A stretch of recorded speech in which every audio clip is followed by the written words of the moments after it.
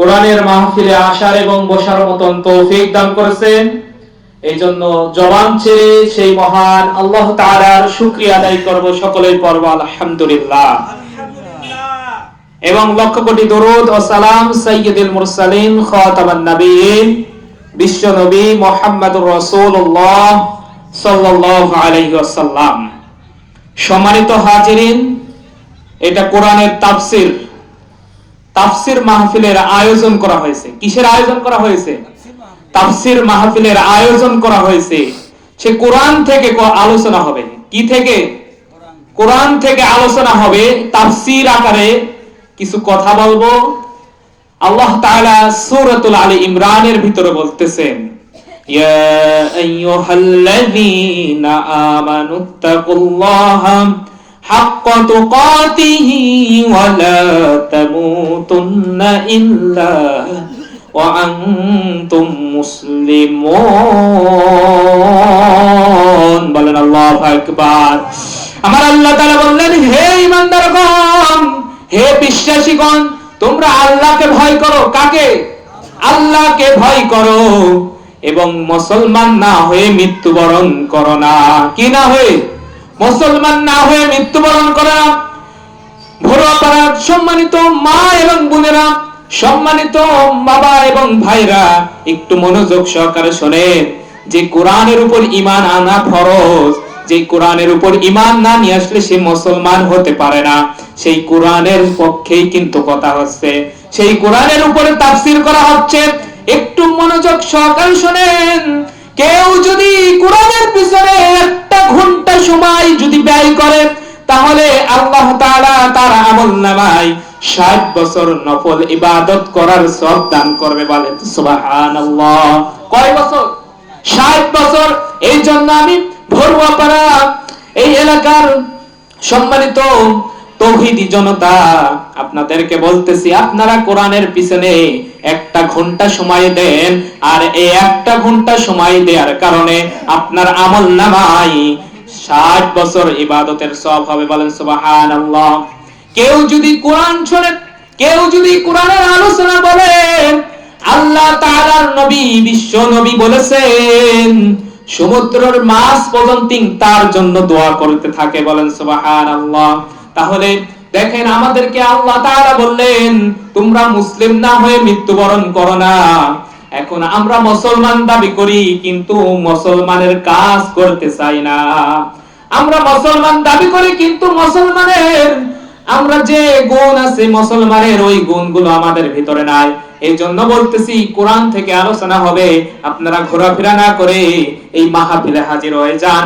এই মাহফিল আপনার জীবনের শেষ হতে পারে, এই মাহফিল আমার জীবনের শেষ মাহফিল হতে পারে। এই জন্য বলতেছি, সম্মানিত যুবক ভাইরা, তোমরা ঘোরাফেরা না করে তোমরা মাহফিলে চলে এসো। তোমরাই তো আয়োজন করেছো। এই যুবক, তোমার মতো কত যুবক 10 মিনিট করে দিয়ে দেছে। রক্ত গরম আর যুবক সারা দিয়েছেন, মৃত্যুর ডাকে সাড়া দিয়ে চিরতরে বিদায় নিয়েছে। কথা বলেন ঠিক কিনা? এই যুবক, তোমাকেই বলতেছি, তুমি ওই মেয়ের পিছনে ঘোরো না, তুমি ওই মেয়ের পিছনে ঘোরো না, ফেসবুকের পিছনে ঘোরো না, টিকটকের পিছনে ঘোরো না, টিকটক ব্যবহার করো না, পরকিয়া করো না। হে যুবক, তুমি আল্লাহকে ভয় করো। সেই দিন জান্নাতের, সেই দিন আরশের ছায়া 6 শ্রেণীর লোক পাবে, তার ভিতরে 1 শ্রেণীর লোক হচ্ছে এই যুবক। বলেন সুবহানাল্লাহ। তুমি আল্লাহর সাথে চিটারি করতেছো, আল্লাহর সাথে নাফরমানি করতেছো। হে যুবক, তুমি আল্লাহর ভয় অন্তরে নিয়ে আসো। আমরা কোরআনের থেকে কথা বলতেছি, তোমরা কোরআনের দিকে আসো। এই কোরআন তোমার একদিন ছাপায়াতের কারণ হবে। এখনো যারা ঘোরাফেরা করতেছি, আপনাদেরকে দৃষ্টি আকর্ষণ করে বলতেছি, এই রকম কিন্তু প্রত্যেক দিন কোরআনের কথা হবে না। হবে?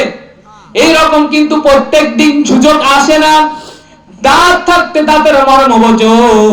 জিবরাইল আলাইহিস সালাম যখন ওহী নিয়ে আসতেন, তখন কিন্তু জানিয়ে দিয়েছেন কুল্লু নাফসিন যায়িকাতুল মাউত। প্রত্যেক প্রাণীকে মৃত্যুর স্বাদ গ্রহণ করতে হবে। হে যুবক, তোমার মতন কত যুবক চলে গেছে, এই যে মাহফিলের সামনেই কিন্তু গোরস্থান, তোমার মতন কত যুবক ওই গোরস্থানে কিন্তু ঘুমায়া আছে।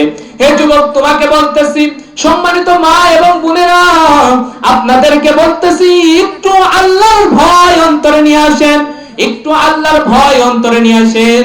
এখনো যারা আসতেছেন না, একটু আসার নিয়ত করে নিয়ে চলে আসেন মাহফিলে, কারণ এই মাহফিলটা আপনার জীবনের শেষ মাহফিল হতে পারে। হতে পারে কিনা?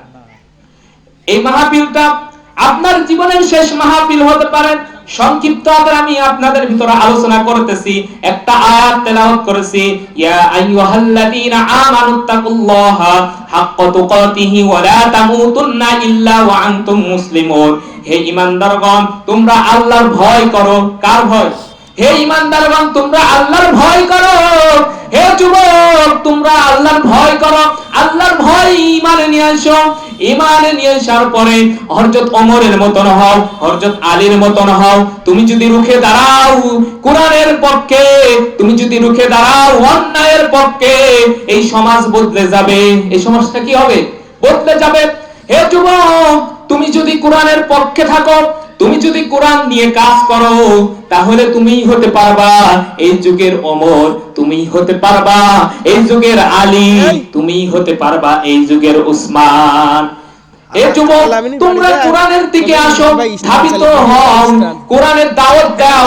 এই যে কোরআনের আয়োজন করেছো, এই আয়োজনও হতে পারে তোমার জীবনের শাফাতের কারণ। বলেন সুবহানাল্লাহ। এইজন্য বলতেছি, কোরআনের দাওয়াত দেন। আপনি ওয়াজ শুনতে আসতেছেন, আর একজনকে দাওয়াত দিয়ে আনেন। দাওয়াত দেওয়ার সাথে সাথে আপনার আমলনামায় সব লেখা হয়ে যাবে। বলেন সুবহানাল্লাহ। আর আপনার দাওয়াত গ্রহণ করে কেউ যদি কোরআনের পথে আসে, কেউ যদি কোরআন শুনতে আসে, সে যত সময় কোরআন শুনবে, ওই শোনার সওয়াব আপনার আমলনামায় সমপরিমাণ সওয়াব দান করা হবে। বলেন সুবহানাল্লাহ। তাহলে কি লস আমাদের?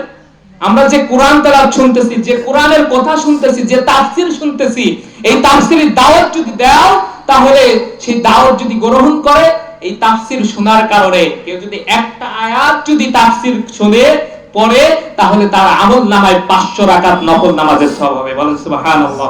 কয়শো রাকাত? আপনি এবার বলেন, এই জায়গায় কয়টা কোরআনের আয়াত তেলাওয়াত করা হয়েছে? পারবেন? অগণিত কোরআন তেলাওয়াত করা হবে, কোরআনের ব্যাখ্যা বলা হবে। তাহলে হিসাব করেন, মিনিটে মিনিটে যদি একটা করে আয়াত পড়া হয়, যদি জানাই দেয়া হয় 5 মিনিটে একটা করে, 500 রাকাত সওয়াব আপনার আমলনামায় দেয়া হবে। বলেন সুবহানাল্লাহ। কেউ যদি, আল্লাহর নবী, বিশ্ব নবী হাদিসের মধ্যে জানিয়ে দিয়েছেন, কেউ যদি একটা অধ্যায় যদি অনুধাবন করে, একটা অধ্যায় যদি শিক্ষা অর্জন করে, তাহলে তার আমলনামায় 1000 রাকাত নফল নামাজের সওয়াব দেয়া হবে। বলেন সুবহানাল্লাহ। এই যুবকরা, তোমরা বসো বসো বসো না কেন? সবাই বসো। এখনই মেহমান আলোচনা করবে। আমি স্থানীয় উলামায়ে কেরাম, আপনাদের এই ইমাম সাহেব, আপনাদেরকে করজোরে অনুরোধ করতেছি, আপনারা কোরআনের মাহফিলে আসেন, কোরআনের ছায়াতলে আসেন। কোরআন কি? কোরআন বোঝেন। কোরআন না বুঝলে তো হবে না। কোরআন না বুঝলে হবে না। আমাদের ভিতরে রোগ ঢুকে গেছে, এমন রোগ ঢুকে গেছে, আমাদের অন্তরটাই মোহর মেরে দিয়েছেন। আল্লাহ তাআলা বলতেছেন, খাতামাল্লাহু আলা কুলুবিহিম ওয়া আলা সামিহিম ওয়া আলা আবসারিহিম গিশাওয়াতু ওয়া লাহুম আযাবুন আযীম। তোমাদের মোহর মেরে দেয়া হয়েছে, তোমাদের অন্তরসমূহে, কলবে মোহর মেরে দেয়া হয়েছে, কানে মোহর মেরে দেয়া হয়েছে, চোখের উপর আবরণ সৃষ্টি করা হয়েছে। তোমরা কোরআনের দিকে আসো, তাহলে কোরআন বোঝো। কোরআনই কিন্তু হিদায়াতের পথ দেখায়। ইহদিনাস সিরাতাল মুস্তাকিম, এই কোরআন হচ্ছে সিরাতাল মুস্তাকিমের পথ দেখায়। বলেন সুবহানাল্লাহ। কিসের পথ দেখায়? কোরআন হচ্ছে সিরাতাল মুস্তাকিমের পথ দেখায়। আসো, তোমরা বিভ্রান্তির পথে ঘোরাফেরা না করে এই কোরআনের মাহফিলে আসো, কোরআনের শিক্ষা অর্জন করো, আর অমরের মতন হও। আল্লাহ তাআলা আমাকে এবং আপনাদেরকে আমল করার মতন তৌফিক দান করুক। সকল বেলা আল্লাহ আমিন।